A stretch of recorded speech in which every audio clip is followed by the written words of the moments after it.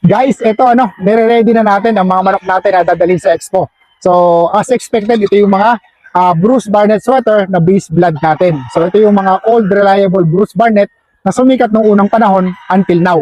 So, sabi ko nga sa inyo, I really love their characteristic. That's why nag-focus ako sa kanila.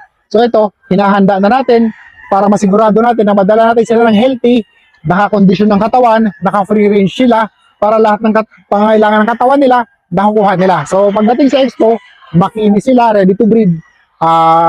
Talagang buo ng katawan. Kung makikita nyo, pulang-pula na ang mga mukha nila. So I have around 200 heads na dadalhin natin ngayong Fiesta sa August 25 to 27.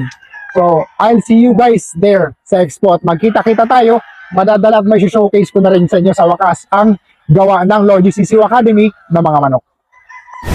I invite you this incoming Fiesta sa August 25 to 27 sa SMX Convention Center sa MOA.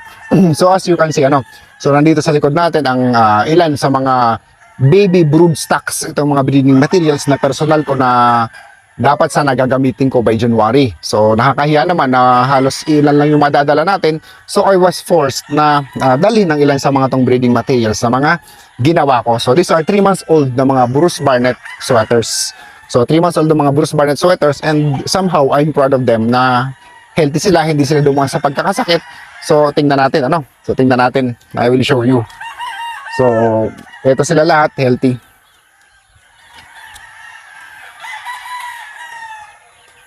So healthy naman sila.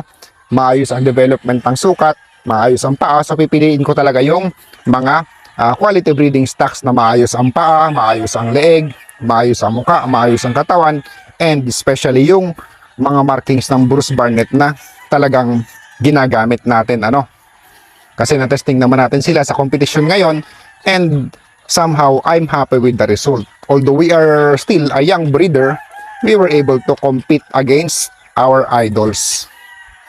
So we are able to compete with our idols. May mga fine-tuning lang na konti, may mga adjustments. So I can really say na we are on the right track. So I will see you guys sa Fiesta dito sa mga dala nating mga breeding materials.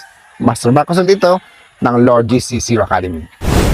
Guys, eto na. We are at the final stage of preparation para sa mga stags natin para sa expo. So naipakita natin sa inyo yung mga baby brood stags na dadalhin natin. So ito naman ngayon ang mga brood stags na pipiliin natin. So pinipili pa lang to, pinili na natin sa cord. After mapili sa cord, binitaw, maayos kung nandun talaga yung hinahanap nating galaw ng mga Bruce Barnett at saka Yellow-Legged at saka Bishop Kelsos. So ngayon eto na. So final na pili na to. So kami ng mga tauhan ko, pati ang gaffer ko, pipiliin namin yung hilat siya ng paa, pipiliin namin yung haba ng paa to make sure na talagang it conforms with the standard na breeding materials na hinahanap din namin. Kasi alam namin na magtitiwala kayo sa amin sa pag-acquire ng breeding materials. So we have to select well as well para maganda ang outcome din ng breeding program nyo. So ito guys, kung makikita nyo dito, yung mga straight comb, most of that, mga Yellow-Legged Hatch. Ito, mga Bruce Barnett sweaters, mga light red, yellow legs. Ito naman, mga white-legged. 4 lang tong dadalhin ko ng mga brood stags ng mga John Bishop Kelso. And then on this side naman, as well, mga Bruce Barnett sweaters natin, mga inbred, and may ilang of colors. So, again, I invite you to meet us. So magkita-kita tayo. Gusto kong magkasama-sama tayo. At kung may mga katanungan kayo tungkol sa pagpapalaki ng mga alaga nyo, mga sisiw at mga manok, andun lang naman ako. So I will see you guys sa SMX MOA Convention Center sa August 25 to 27. So huwag kayong mahilang lumapit at magtanong.